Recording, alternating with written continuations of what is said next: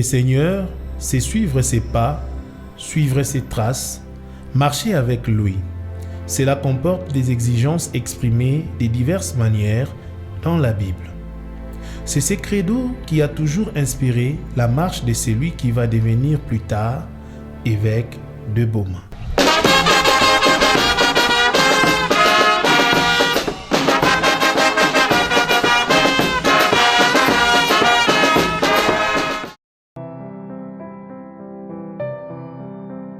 Sixième d'une famille de 9 enfants, le jeune Cyprien grandit dans la discipline des parents, très marqué par la vie missionnaire.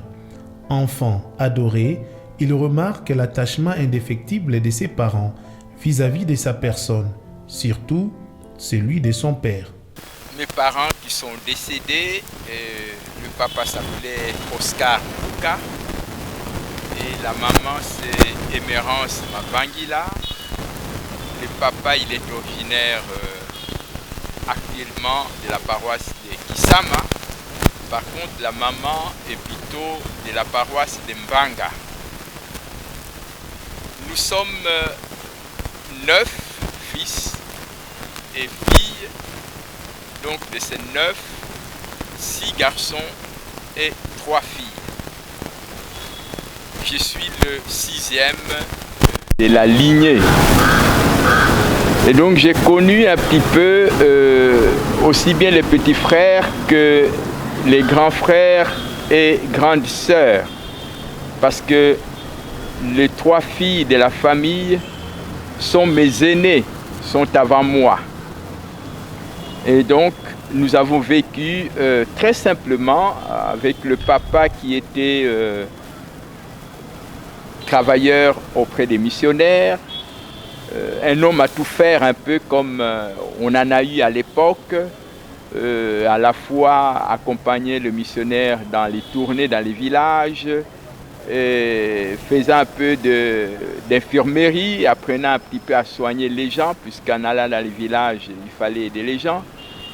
Et donc, mon enfance, nous l'avons d'abord vécue dans des paroisses, mais je n'ai pas beaucoup connu parce que nous avons quitté la dernière paroisse autour de 1950. J'avais plus ou moins 7 ans quand nous arrivons alors au village. Et la paroisse qui était la dernière où le papa a travaillé, c'est la paroisse de Kangou. Mais il a été à Kizu, à Vaku et à Kouimba. Et donc quand nous rentrons au village, déjà le grand frère, l'aîné, était déjà un jeune adulte. Il est resté à Kangou, il a fait l'école d'infirmière, il a été à Mbatakiela, mais il n'a pas fait longtemps. Il est revenu. Et nous tous, nous sommes rentrés au village, à part lui. Les 3 grandes sœurs se sont vite mariées, parce que c'était déjà des filles. Mais le papa, ce que nous n'avions pas beaucoup apprécié, n'a pas trop insisté pour qu'elles étudient, alors que les sœurs qui étaient à Kangou auraient bien voulu qu'elles étudient. Malheureusement, on nous a tous amenés au village et là-bas, progressivement, elles se sont mariées. Et moi, j'ai senti dès le jeune âge, là au village, que le papa était proche de moi, ça je dois l'avouer, et de telle manière que je l'accompagnais souvent dans les tournées qu'il faisait parce que, ayant travaillé avec les missionnaires, il savait faire des soins médicaux de la manière dont les missionnaires les faisaient à l'époque, injecter et puis les soins primaires et tout ça. Et au village, il a été de grandes valeurs, invité régulièrement dans les villages pour aider les femmes à accoucher, pour aider les personnes qui étaient malades. Et je l'accompagnais beaucoup. Donc j'ai vécu dans une famille de beaucoup d'enfants. Nous avons été très très unis, tous, autour des parents qui eux-mêmes étaient très unis, très marqués par la vie missionnaire. Et voilà un peu ce que je peux dire, vivant comme tous les enfants du village, mais je dois l'avouer que nous vivions au village dans une certaine discipline qui était marquée par le papa et la maman qui ont vécu auprès des missionnaires. À l'école, il découvre un autre monde de relations. Il entre à l'internat trop jeune dans une école primaire de son village. Une école ordinaire qui, malheureusement, ne le prépare pas à bien affronter la rigueur scientifique de Mbatakiela. Quand on est rentré au village, évidemment, je dois avouer que j'ai eu un peu de retard avec tous ces déplacements qu'on avait parce qu'il fallait recommencer. Et là, au village, nous avons été d'abord dans une école du village, et là-bas chez nous, à Kisungumbemba, où j'ai commencé l'école primaire, la première année, et ensuite la deuxième année, nous sommes allés plutôt à Kisungu, comme je viens de dire, et ce sont les 2 années que j'ai passées au village, à l'école primaire. Donc il y avait d'une part la première année qui était à Kangumbemba, c'est ce que j'ai voulu dire, et ensuite la deuxième année à Kisungumbemba, et puis à partir de la 3e année, nous étions sélectionnés pour aller faire l'école primaire, la suite de l'école primaire à la paroisse en Ngandatsundi. Et là-bas, j'ai fait 3 ans à l'école primaire et je suis resté à l'internat. Nous étions déjà tout petits, mais quand même vivant déjà à l'internat. Mais tantôt, j'étais aussi en famille, puisque ma grande sœur, une des grandes sœurs, s'est mariée avec le travailleur de père, qui était chauffeur mécanicien. Et donc, ils habitaient à la paroisse. Tantôt, j'étais à l'internat, tantôt, j'étais à l'externat, c'est-à-dire que j'habitais chez la grande sœur. Et donc, j'ai terminé mon école primaire sans trop de problèmes. Et voilà qu'au terme de l'école primaire, j'avais déjà les idées de pouvoir me faire prêtre. Et bon, je termine en toute beauté. Et grâce à Dieu, j'ai rempli aussi les conditions qui étaient exigées à ce moment-là pour aller au petit séminaire. Ce qu'il fallait être parmi les 3 premiers des classes. Et il fallait vouloir être prêtre, le dire, même si on était encore tout petit. Et puis, il fallait avoir une vie éthique, spirituelle convenable, puisqu'on était recommandé. Et enfin, il fallait avoir une santé qui était objectivement acceptable. Mais sa première année en Mbatakiela est une expérience inédite. Obligé de refaire l'école primaire sur demande de son recteur. Nous arrivons en Mbatakiela et peut-être c'est un élément quand même utile de dire pour que l'histoire soit connue. Quand j'arrive en Mbatakiela, en fait, c'est en 1957 et je suis en ce moment-là de la promotion des abbés André Yengo, Édouard et Placide Condé qui sont toujours vivants. Nous commençons, nous faisons le premier trimestre et au terme du premier trimestre, il y a eu un examen. Alors, après cet examen, il y en a qui ont été renvoyés parce que soit qui n'ont pas satisfait ou pour des raisons de comportement. Alors, le recteur, qui était à ce moment-là l'abbé Mathieu Oumba, non, c'était encore un blanc qui était recteur, le père Jacques Jamaquet. Le recteur m'appelle pour me dire, voilà, cher fils, et en voyant votre niveau, vous risquez d'avoir des difficultés si vous continuez comme ça ici au petit séminaire. Et comme à l'époque, au petit séminaire, il n'était pas admis de reprendre l'année, de doubler, le recteur me dit, voilà mon fils, je te propose de retourner à l'école primaire, aller refaire l'école primaire, et puis tu reviens, nous t'acceptons parce qu'il n'y a pas de raison pour te faire partir. Et il m'a proposé alors 4 écoles primaires qui à l'époque étaient considérées comme des formations beaucoup plus valables parce que nous venions d'une école primaire de village, plus ou moins. C'était Tchela, Lukula, Kangu et Kwimba. Et j'ai choisi l'école primaire de Kwimba, où je suis allé terminer les 2 trimestres qui restaient, puisque j'ai commencé un trimestre à Batakela, les 2 autres à Kwimba, où je me retrouve avec l'abbé Bonaventure Kwanda, qui s'appelait dans le sobriquet Bokwa. D'ailleurs, un ancien depuis l'école primaire. Et nous nous retrouvons tous les deux à Kwimba, où je refais l'école primaire, c'est-à-dire les 2 trimestres.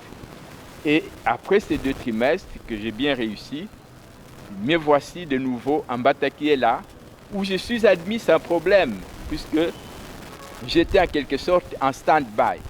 Et là, je me retrouve dans la promotion de l'abbé César Condé, que vous connaissez ici, et puis d'autres qui sont partis, voilà. C'est au petit séminaire qu'il va découvrir son appel. Il développe un sentiment de contemplation, de prière, grâce aux multiples rencontres. Au petit séminaire, je dois avouer qu'il s'est développé très rapidement en moi un sentiment de vie spirituelle contemplative. Et très vite, je me suis associé à des étudiants qu'on appelait Basantu. Donc, c'est des étudiants, des élèves qui s'adhéraient à une spiritualité particulière. À l'époque, on l'appelait les Montfortins. Et nous faisions des petites prières un peu, mais sans former une caste à part. C'était juste une manière de vivre et en même temps de se comporter. Un peu, on aimait ces prières-là qu'on faisait personnellement. Et ça enrichit mon appel, ma volonté de devenir prêtre. Et pendant que nous sommes au petit séminaire, je crois que j'étais déjà 2 ans avant la fin du petit séminaire, nous avons eu la visite d'un petit frère de l'Évangile. Si certains connaissent ce qu'on appelle le Père Charles de Foucault, qui vient d'être canonisé saint, qui a fondé des congrégations, c'est des gens qui sont un peu contemplatifs, mais fort liés à l'Évangile.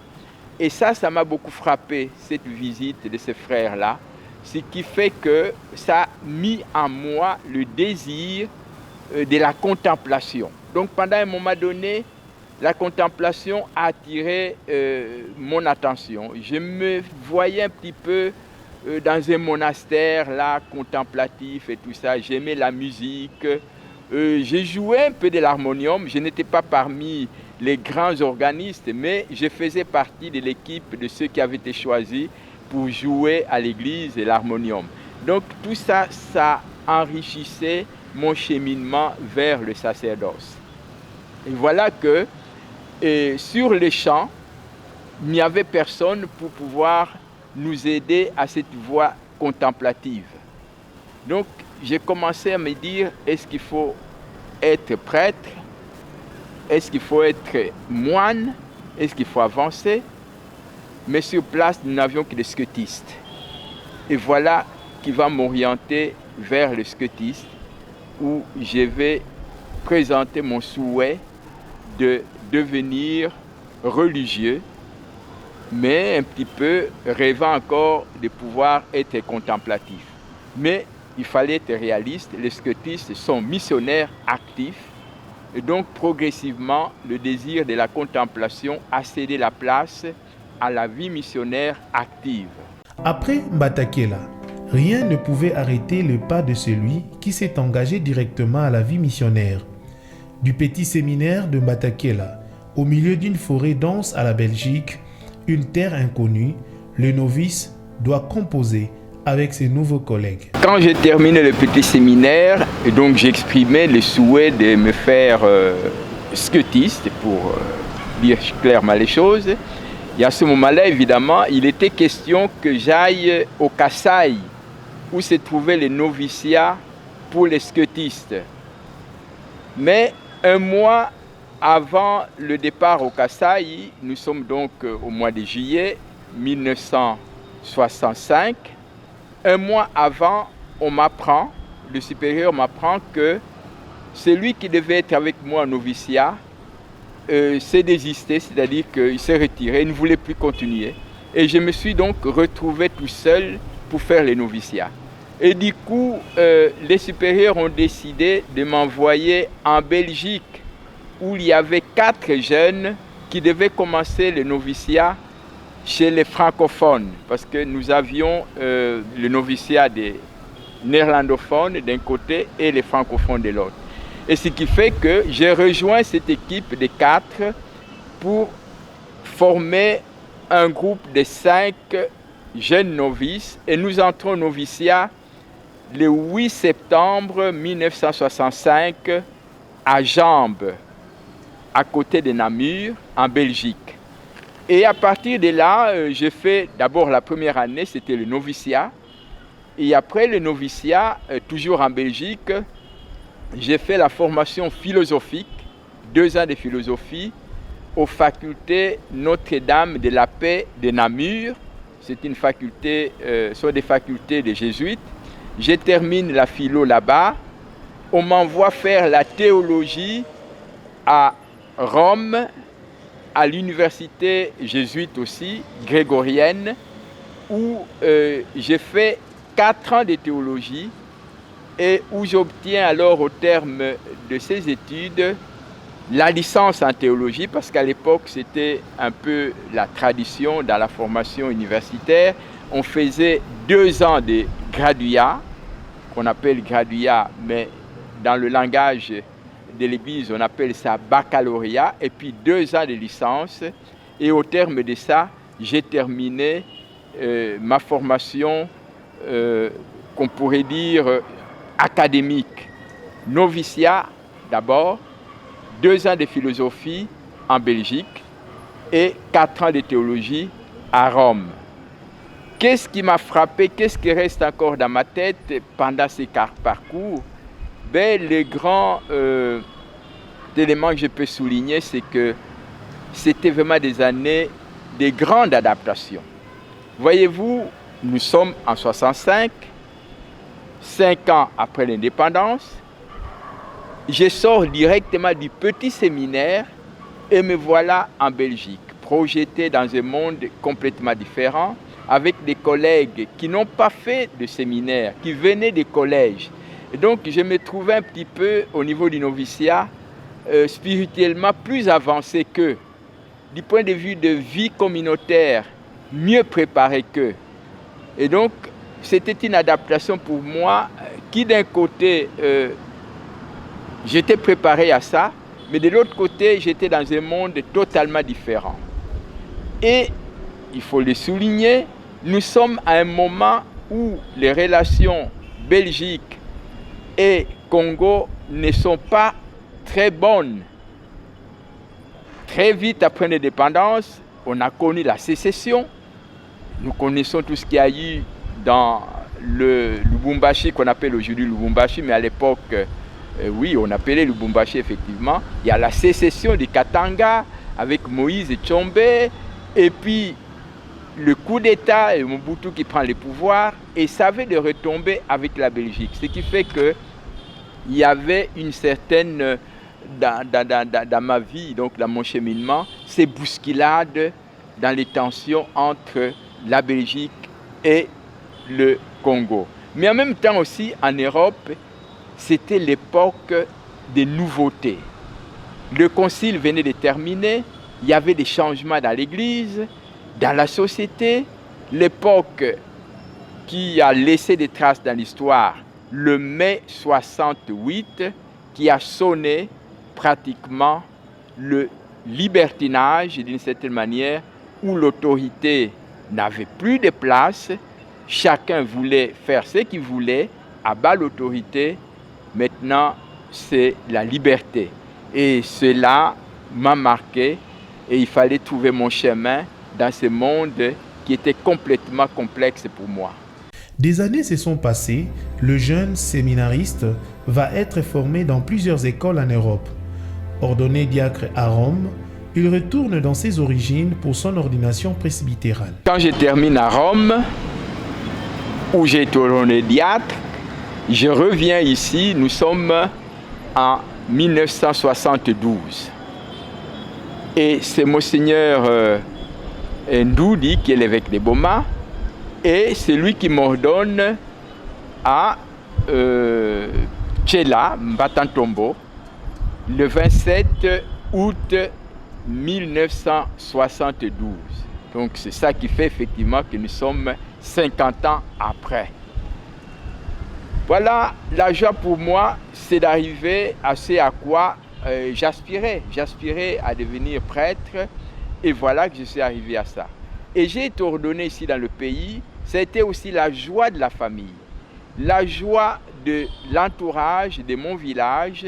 Et pendant ces grandes vacances de 1972, j'ai sillonné tous les villages de notre sous-poste de Kisungumbemba et même de Kikamba pour essayer de vivre dans le diocèse la vie religieuse, la vie missionnaire, la vie sacerdotale avant d'aller à l'étranger.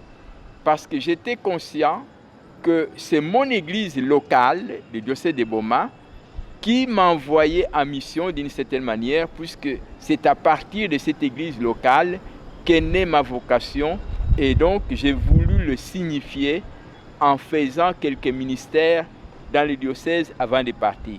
Et effectivement, Monseigneur Ndoudi m'avait envoyé à Kaimbaku, où j'ai fait 1 mois avant d'aller au Cameroun comme missionnaire.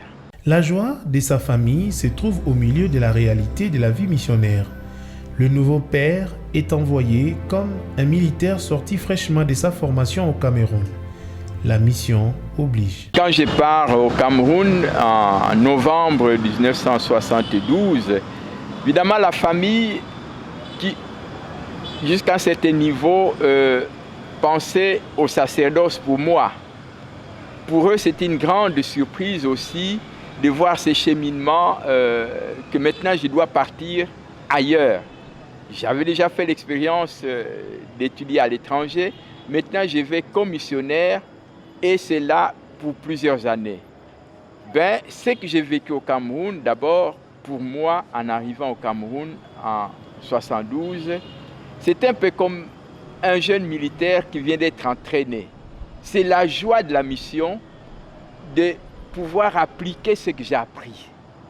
J'ai appris à être religieux, à être missionnaire, à être prêtre, à faire la pastorale, la théologie. Et voilà que maintenant je suis sur le terrain. Donc j'étais vraiment un peu, comme on peut dire, fier pour moi de pouvoir faire la mission. Quand j'arrive au Cameroun, la province n'est pas très importante. Il y a quelques Africains que je connaissais, quelques confrères aussi qui avaient travaillé à Boma qui étaient là, que je retrouve. Et voilà, tout mon idéal, c'était de me faire Camerounais avec les Camerounais. Et ça a été très vite fait. Je me suis débrouillé pour apprendre la langue. Je me suis inséré dans le milieu et je retrouvais là aussi des frères et sœurs qui m'ont vraiment accueilli chaleureusement, qui m'ont porté et qui m'ont aidé à réaliser mon rêve. Attiré par l'école des médias, le jeune père Cyprien s'est nourri de l'envie de découvrir le monde des professionnels de la presse. Mais son désir ne sera pas exaucé.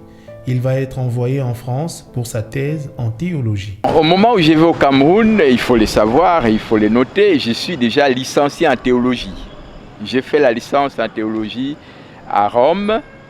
Je vais au Cameroun, mais effectivement au Cameroun, je développe davantage des aptitudes de médias. Peut-être que c'est un élément que vous ne connaissez pas, mais curieusement, j'étais très intéressé à devenir journaliste, à travailler dans les médias. Et donc, quand je suis au Cameroun, c'était un peu mon rêve. Si les supérieurs m'envoient faire des études, j'irai faire du journalisme, mais un journalisme professionnel, c'est-à-dire de la vidéo, de l'audio et tout ça professionnellement. Et donc, mon premier terme comme missionnaire au Cameroun, mes 3 premières années, j'ai ces rêves-là. Et voilà qu'au terme de ces 3 années, j'ai la visite du conseiller général, le monseigneur Philippe Nkiere, qui était à l'époque conseiller général, ancien évêque de Bondo et d'Inongo.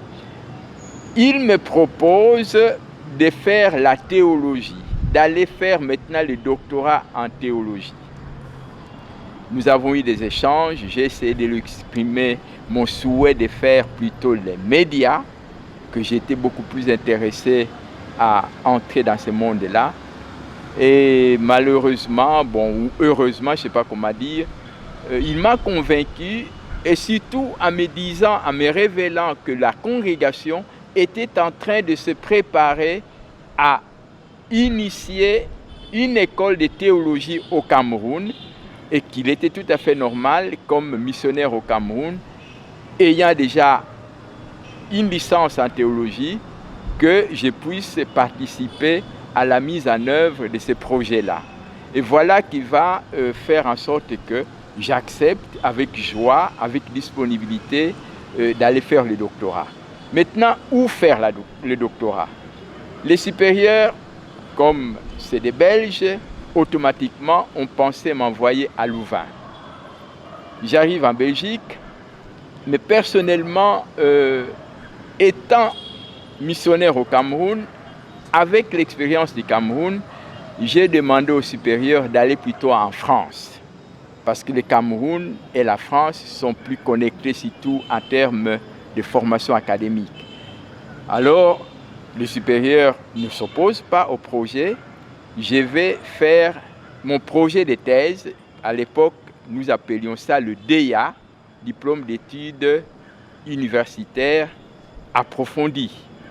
C'est l'année où on préparait son projet de thèse qu'on présentait à la fin et qui était accepté avant de commencer alors de faire la rédaction de la thèse elle-même. J'ai fait ça à Lyon, à l'Université catholique de Lyon.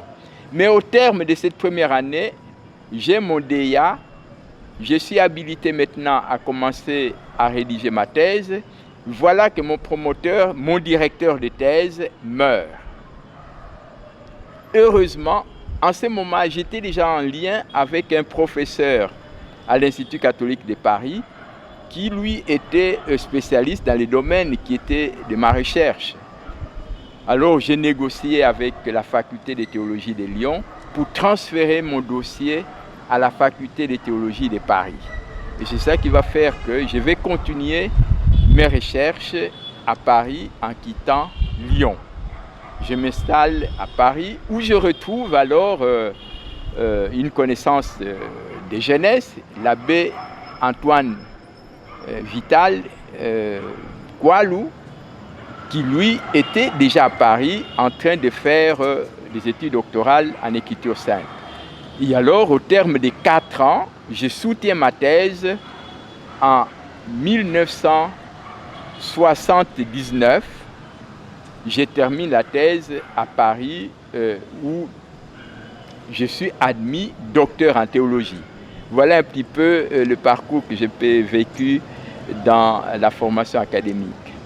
La porte de grandes responsabilités va s'ouvrir. Le jeune, qui était obligé de reprendre l'école primaire pour plus d'efficacité au petit séminaire de Batakela, va désormais devenir gestionnaire et formateur après un riche parcours académique. Donc après ces études, directement, je rentre au Cameroun sans transition et je suis professeur de théologie à l'école théologique que la congrégation venait de fonder au Cameroun, qui d'ailleurs, on l'appelait séminaire théologique Saint-Cyprien, parce que c'était un séminaire où il n'y avait que la théologie.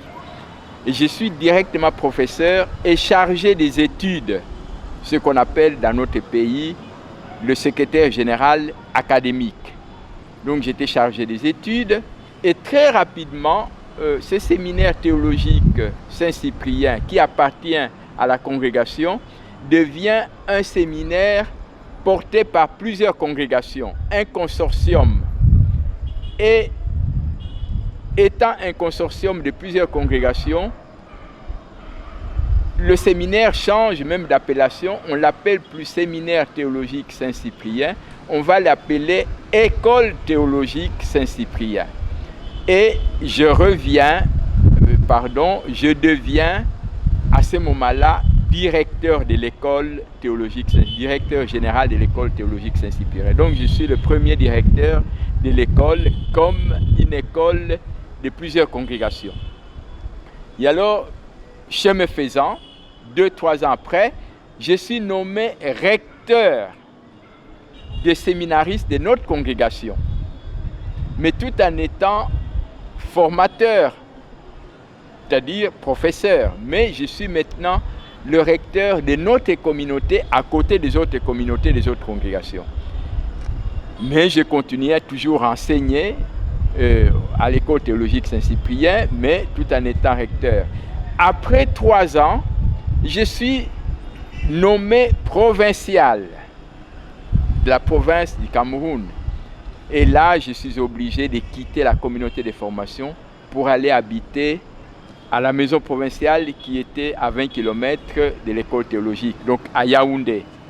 Je deviens provincial, je continuais pendant un temps à donner des enseignements, mais la lourde tâche de provincial ne m'a pas permis de continuer parce qu'il fallait faire plusieurs déplacements, visiter les confrères à l'est du Cameroun, à l'extrême nord du Cameroun et même plus tard au Tchad où nous avons créé une mission.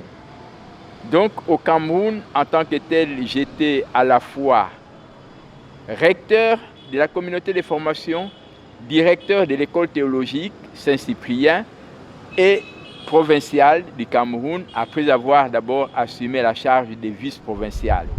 Donc je termine mon séjour au Cameroun en étant provincial de la province du Cameroun. Et bien sûr, dans ce cadre-là aussi, j'avais assumé au niveau de l'Afrique ce qu'on appelait le coordinateur régional, c'est-à-dire le provincial qui coordonnait toutes les provinces qui étaient en Afrique. Je l'ai fait pendant 2 ans. Et ça, nous sommes en 1993. Toute vocation est un appel à s'engager sur le chemin de Dieu. Dieu nous accueille dans sa barque. Certes, chacun perçoit l'appel et la mission compte tenu de son caractère et de sa personnalité. Dieu se présente à chacun sous des traits particuliers eu égard à l'être propre de celui qui l'appelle, marquant ainsi le caractère individuel et unique de chaque vocation.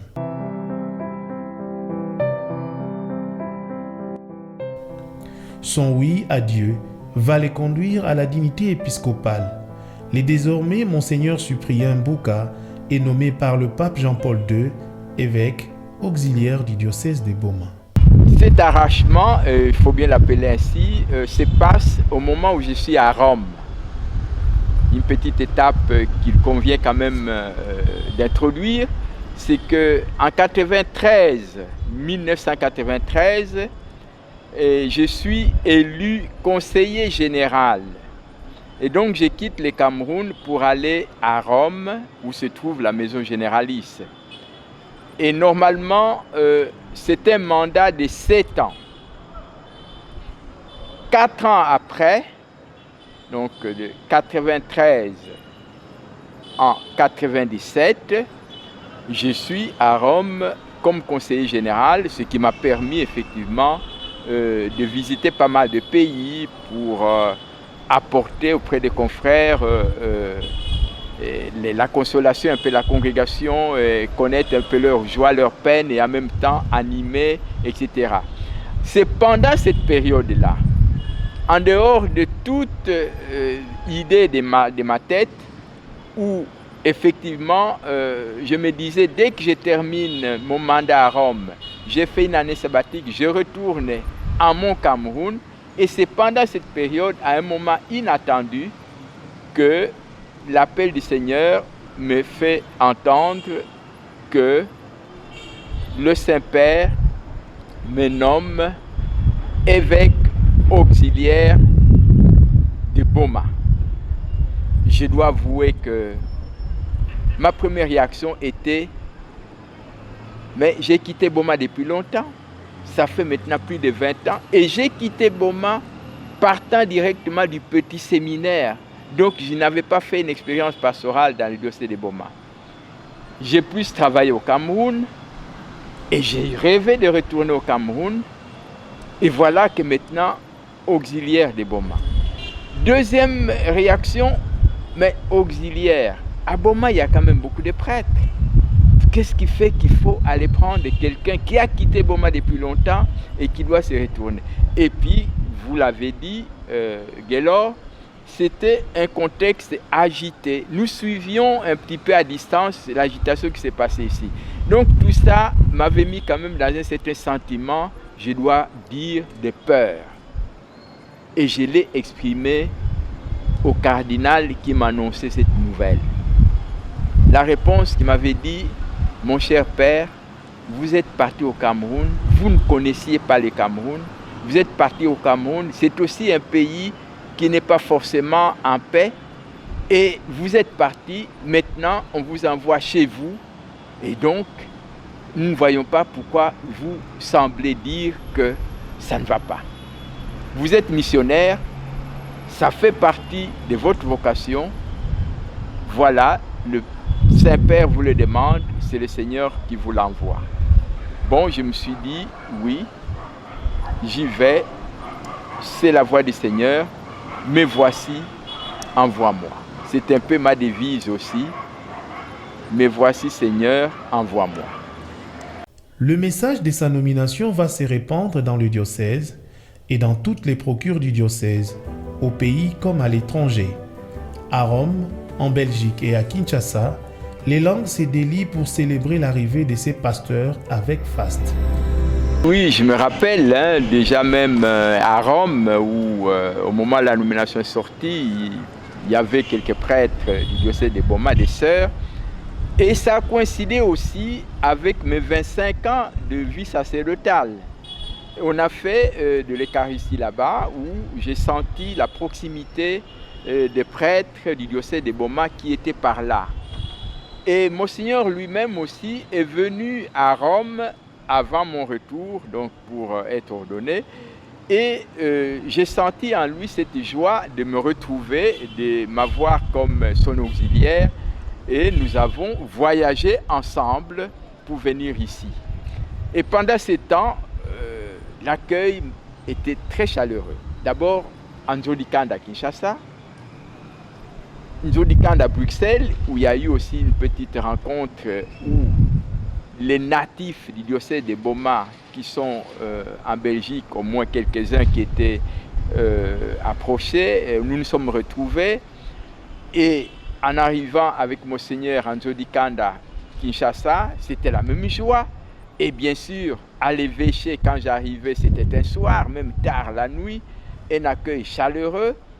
Et l'ordination elle-même à l'IBEM, le 19 octobre 1997, c'était la grande alliesse de fidèles qui recevaient leur évêque auxiliaire qui venait pouvoir travailler dans son diocèse d'origine et en espérant évidemment que son expérience pourrait apporter une contribution par rapport au travail qui était déjà en train de se faire. Donc voilà un peu le climat général que j'ai vécu tout au début de mon mandat quand j'arrivais. Mais le nouvel évêque auxiliaire va connaître des jours sombres à quelques mois de son arrivée au diocèse. Une page de son histoire qu'il raconte à cœur ouvert et sans remords. Bon, le contexte de cette arrestation semble faire partie des contextes beaucoup plus larges encore. Quand j'arrive, cette joie que je viens d'écrire va bien sûr se prolonger, cette alliesse, cet enthousiasme, mais très rapidement, il va y avoir aussi des malentendus au sein même du diocèse, surtout dans les milieux presbytéraux, c'est-à-dire au milieu des prêtres. Et il faut savoir que quand je suis nommé évêque auxiliaire, c'est une nomination très particulière qui n'est pas très fréquente dans l'Église. Le Saint-Père me confie en même temps la charge de m'occuper du clergé diocésain et des finances du diocèse. Et dans le langage canonique, ces deux responsabilités ne reviennent plus à l'évêque diocésain, mais à son auxiliaire. Alors, voyez-vous, moi-même aussi, je me sentais très gêné. Vous avez l'évêque diocésain qui est le chef et qui, tout à fait normal, il a la responsabilité de tout. Maintenant, on lui retire la responsabilité du personnel clé de son diocèse, des prêtres et des finances, pour confier ça à son auxiliaire, la formule n'étant pas habituelle, nous étions tous perdus. Il faut le dire. Moi-même, l'évêque diocésain, les prêtres et peut-être même les fidèles et laïcs. Alors, plusieurs se demandaient comment ça va se passer. Rome insistait, nous vous avons nommé responsable des prêtres et des finances. Vous devez jouer les jeux. Alors, ces tensions internes, bon, qu'il est difficile vraiment d'expliquer en détail, c'est dans ces contextes aussi que va venir cette arrestation inattendue. Parce qu'à l'époque, nous avions une valise satellitaire qu'on employait comme média, comme moyen de communication. Et cette valise, semble-t-il, aurait fait suspecter les autorités civiles. Il faut savoir que nous sommes à l'époque aussi tendus, avec la guerre de 1998. C'est ce contexte-là, de rebelles et tout ça. Donc la valise aurait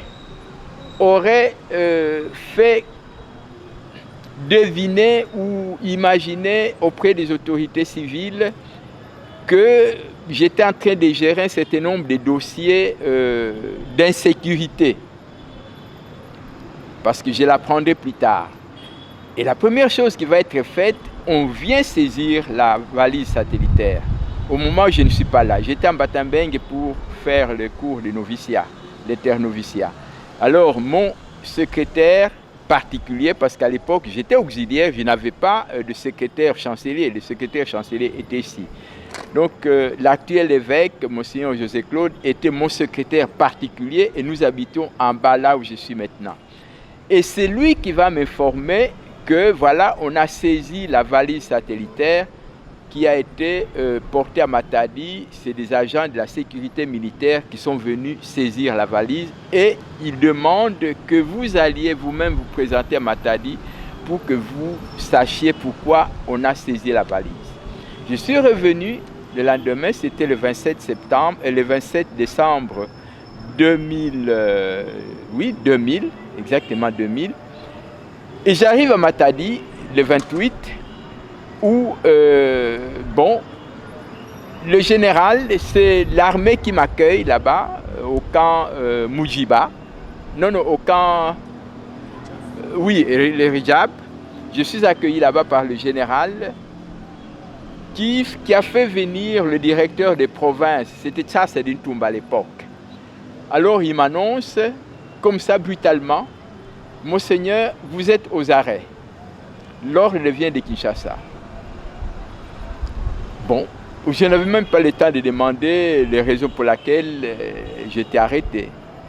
Alors comme c'était déjà le soir, il demande au directeur de province de me loger dans un hôtel, mais je serai gardé par des agents.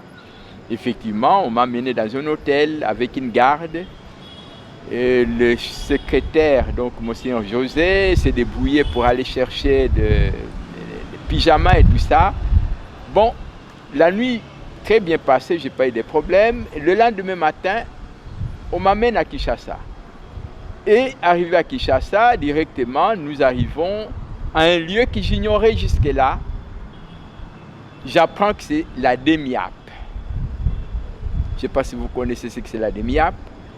C'est un lieu où on garde des gens qui sont en détention pour des activités antipatriotiques, des activités militaires antipatriotiques. Donc j'étais considéré comme un agent qui aurait trempé dans des activités militaires antipatriotiques. Effectivement, cette soirée même, quand j'arrive, tard dans la nuit, je suis interrogé pour savoir ce qui s'est passé. Et 3 griefs m'ont été présentés. Premièrement, on m'accusait d'avoir, dans mes prédications, d'avoir excité les gens contre le pouvoir en place. Ça, c'était le premier motif. Deuxièmement, que j'étais en train de susciter au sein du clergé des tensions qui risquaient de conduire à des soulèvements. Et troisièmement, que j'étais en intelligence avec le rebelle de Cabinda, le FLEC.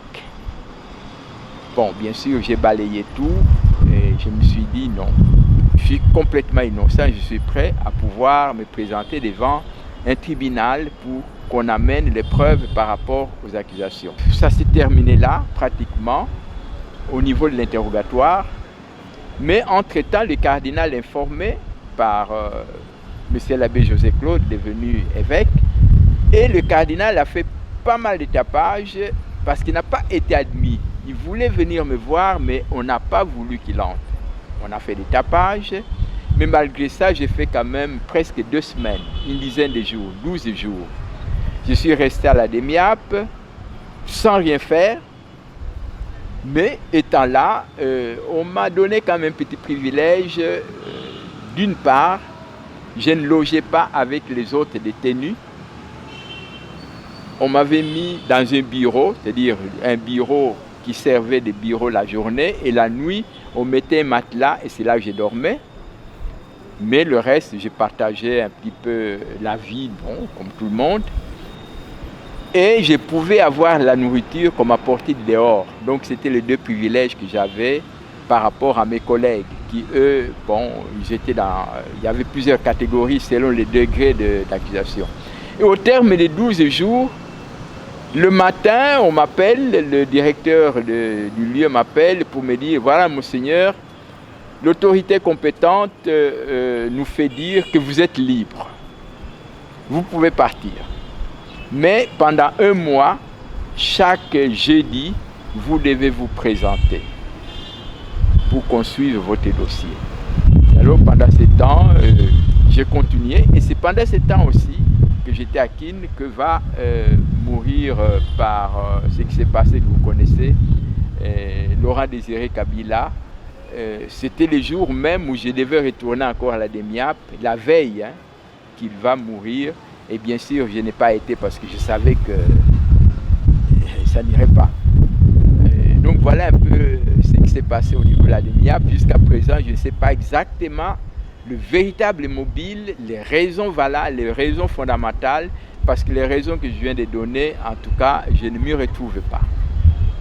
Dans les geôles, Monseigneur Cyprien garde le souvenir de ses co-détenus. Au milieu d'eux, il garde sa soutane, mais aussi expérimente la joie d'être porté par ses frères et sœurs co-détenus. Une étape de sa vie qu'il perçoit toujours comme un moment de grande force spirituelle pour sa foi. Bon, je dois avouer que le grand souvenir, ce qui reste dans ma tête de cette expérience, c'est la vie fraternelle que j'ai vécue là, dans ces contextes de détention à la DEMIAP.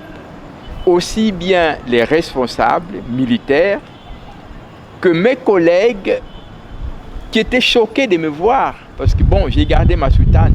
Ils étaient choqués de voir un évêque au milieu, comme vous dites, des gens qui les uns reconnaissaient avoir fait ceci ou cela, mais qui ne voyaient pas, c'est l'évêque, qu'est-ce qu'il a fait? Et tous ces gens étaient d'une grande sympathie à mon égard. Et ça m'a marqué. Et moi-même, je suis resté très proche d'eux, aussi bien des supérieurs que mes collègues détenus, étant donné cette sympathie qu'ils ont exprimée à mon égard.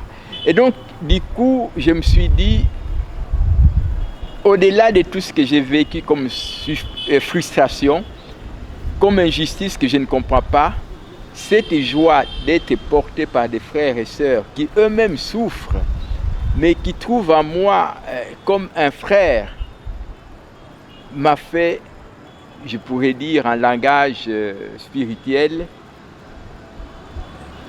pardonner tout ce qui s'est passé. J'ai dit, le Seigneur est fort, il m'a permis de faire cette expérience et de pouvoir faire l'expérience de ceux-là qui sont injustement condamnés, mais qui doivent vivre cela.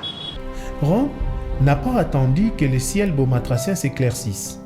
Il décide alors d'élever Monseigneur Cyprien Mbouka au rang de l'ordinaire du lieu. Il devient ainsi évêque et pasteur propre de ces diocèses au charisme certain. Une nouvelle ère s'ouvre, la cloche sonne le chemin de la solidarité.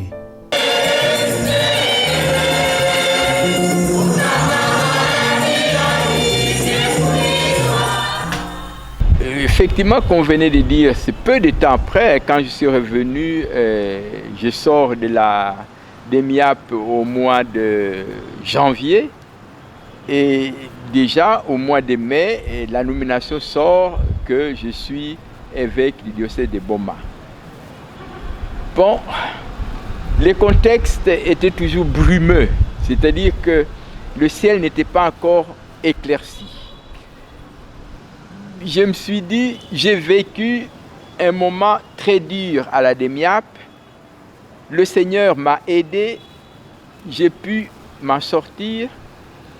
Le Seigneur certainement m'aidera dans ce qui me demande maintenant d'être, c'est-à-dire l'évêque du diocèse de Boma.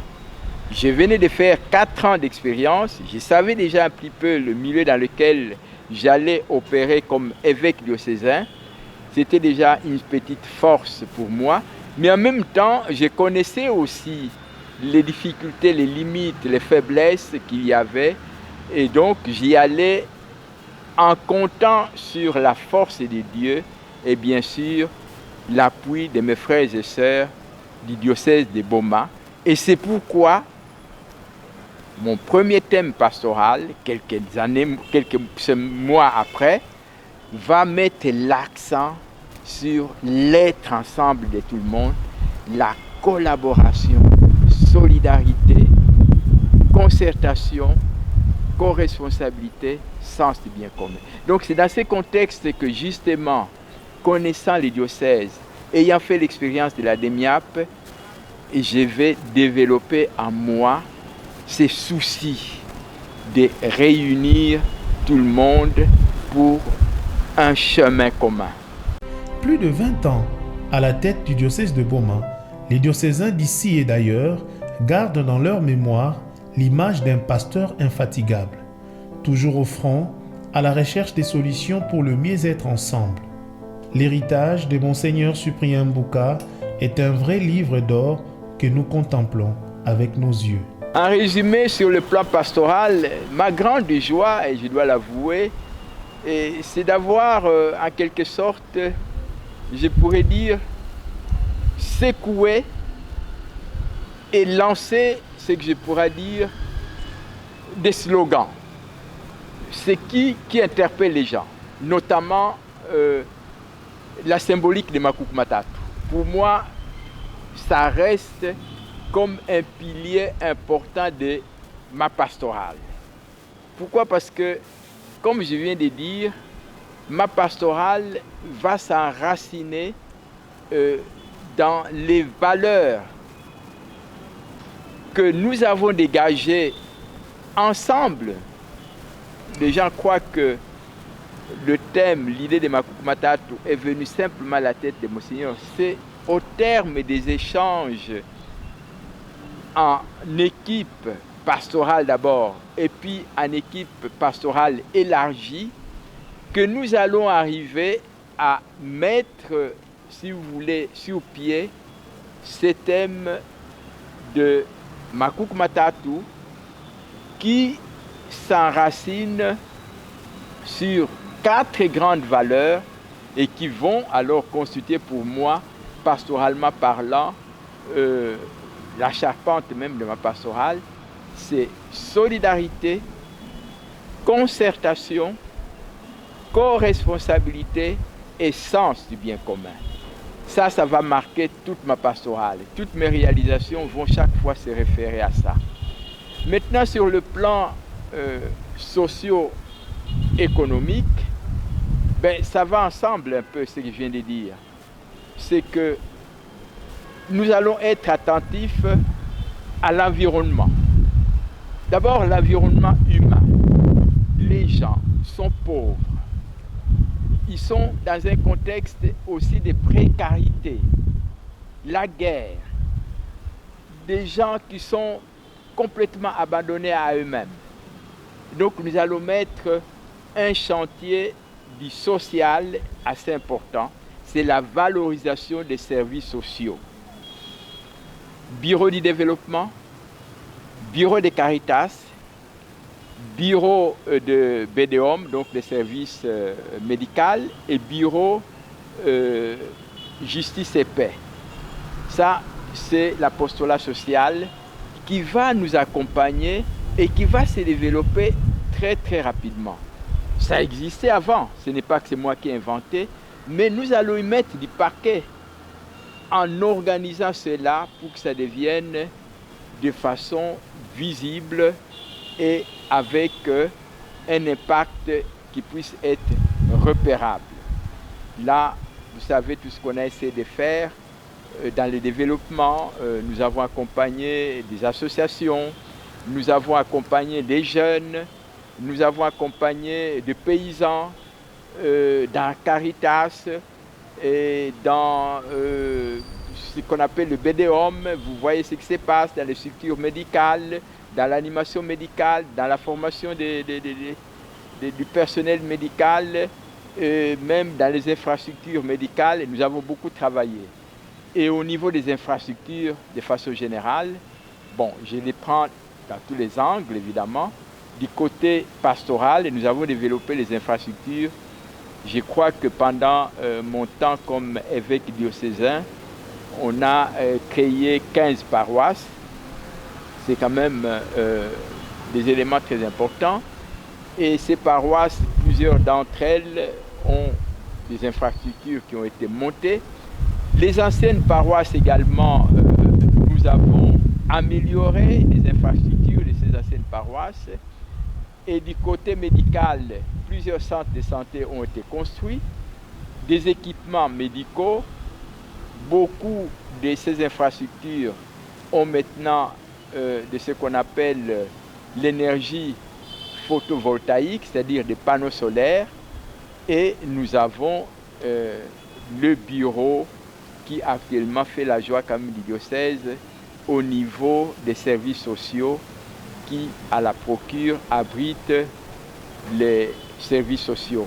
Du point de vue économique, nous avons été alourdis évidemment par l'environnement économique du pays, la pauvreté, mais là aussi nous avons essayé de travailler pour faire tant soit peu ce qui pouvait être fait. Développement d'abord du point de vue des infrastructures du diocèse qui pouvaient générer un peu de moyens, notamment nos salles, les maisons d'accueil, Nzodikanda à Bruxelles, Nzodikanda à Kinshasa, et puis Nzodikanda, ce qu'on appelle le CIAT de Mwanda, centre spirituel, et également on a essayé de travailler Kintima pour qu'il redevienne un pôle de développement. Et sur le plan des finances, étant donné les difficultés dans lesquelles nous avons atterri, nous avons tout fait pour assainir, au moins en termes d'honorer les différentes dettes que le diocèse avait pour que mon successeur puisse commencer non pas avec un avoir important, mais au moins avec peu de charges vis-à-vis des tiers. Bien sûr, il y en a toujours, mais au moins un effort a été fait. Et par rapport à ça, j'aimerais quand même le signaler, nous avons beaucoup travaillé pour la sécurisation de nos titres fonciers, même si ci et là, ça et là, il y a encore des guerres avec les ayants droit, mais beaucoup de nos titres fonciers sont actuellement sécurisés parce qu'ils sont en ordre. Amis de moyens de communication, Monseigneur Cyprien laisse au diocèse un instrument de grande valeur d'évangélisation, la RTDN, l'œuvre qu'il porte encore. Bon, je crois que la question vaut la peine parce que je crois l'avoir dit quand nous avons célébré les 10 ans de la RTDN. Et la RTDN fait partie effectivement des réalisations qui ont quand même été pour moi un lieu d'investissement assez important en énergie physique, personnelle, en énergie relationnelle, en énergie économique. Et ce que je peux dire, c'est que je crois que maintenant vous pouvez comprendre qu'à un moment donné, je vous ai dit que j'avais rêvé de faire des études de médias. J'ai toujours été un petit peu porté vers ce qui est moyen de communication. Curieusement, ce n'était pas de mon enfance, mais à un moment donné, à partir du Cameroun, j'ai rêvé de ça. Et arrivé au diocèse, très rapidement, je me suis mis dans tout ce qui était moyen de communication. C'est comme ça que nous allons avoir très rapidement la valise satellitaire qui progressivement va déboucher à la radio et à la télévision. Qu'est-ce que je peux dire? Première chose, c'est que c'est un instrument de grande valeur pour l'évangélisation. Et c'est pour cette raison que nous devons continuer à lutter pour sauvegarder ces moyens. De deux, en tant qu'un instrument d'évangélisation, c'est un lieu de collaboration. C'est un lieu par excellence où la symbolique de Makoukou Matatu, avec ses valeurs sous-jacentes, solidarité, concertation, co-responsabilité, sens du bien commun, c'est un lieu où ces valeurs doivent être vécues. Et donc, ce que je peux laisser comme message autour de la RTDN, c'est que j'aimerais qu'effectivement la RTDN puisse vivre les valeurs qui sont les siennes quand nous avons commencé. C'est une radio diocésaine, une radio-télévision diocésaine, une radio-télévision communautaire, une radio-télévision d'église, une radio-télévision pour la population, une radio-télévision pour l'humain, promouvoir l'humain, promouvoir les hommes et les femmes.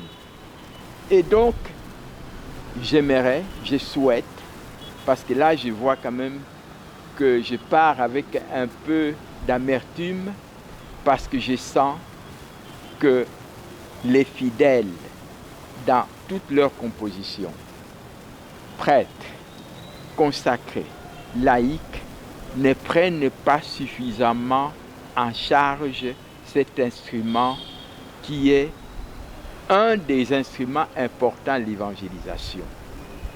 Et du coup, ça devient difficile de gérer cet instrument.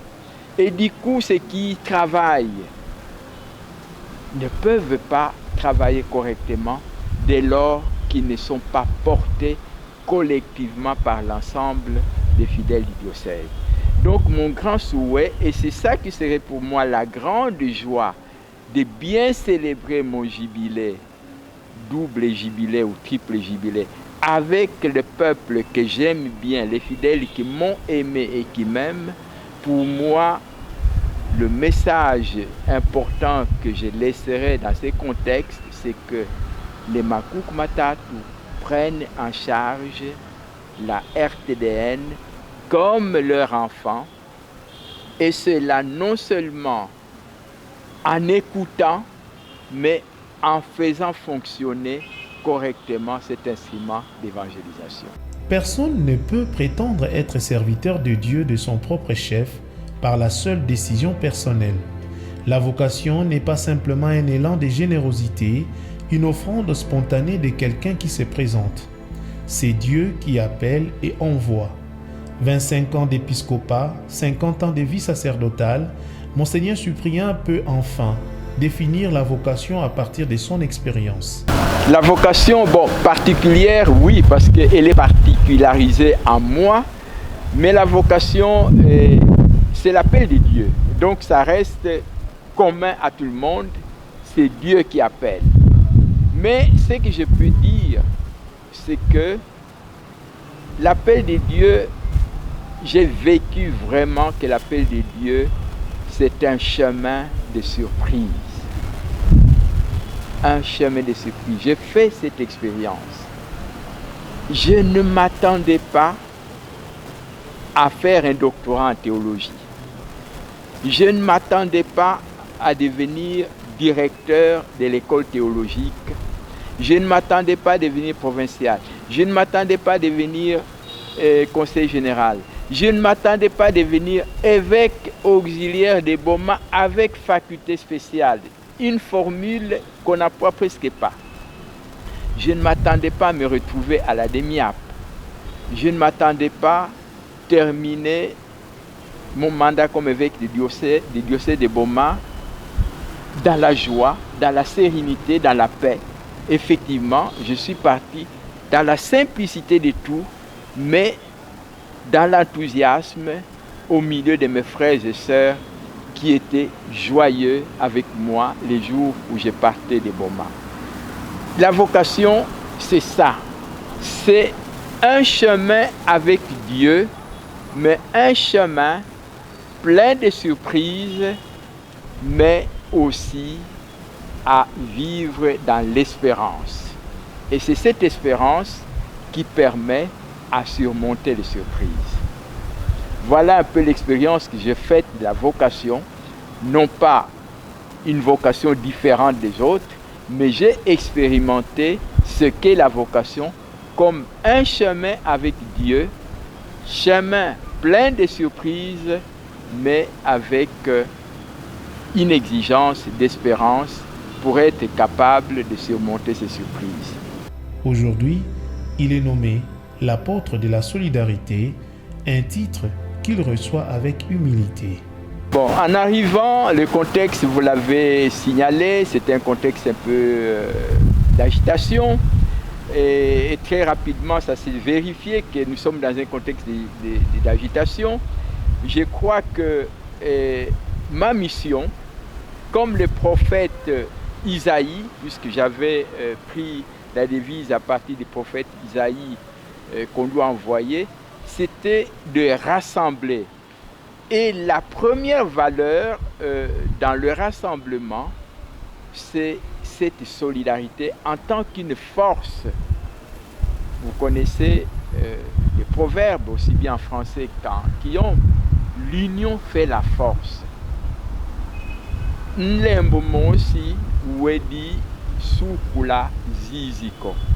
Koko kumosi kwedi sasa nzao.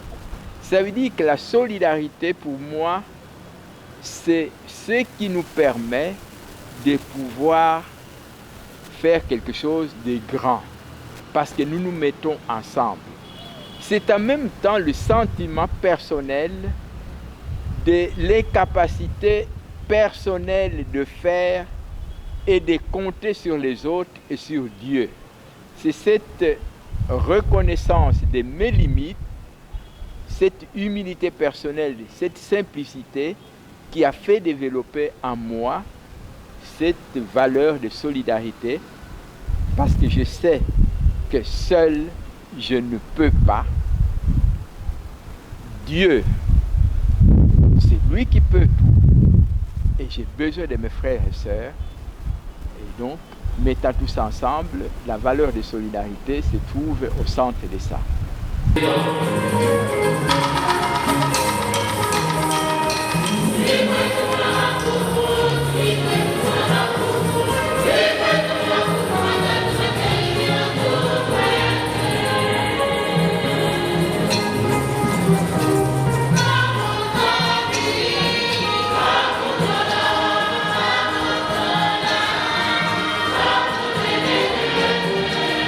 Ben, mon vœu, et je crois l'avoir dit chez mes faisans, c'est de vivre ces valeurs pour lesquelles nous nous sommes battus ensemble.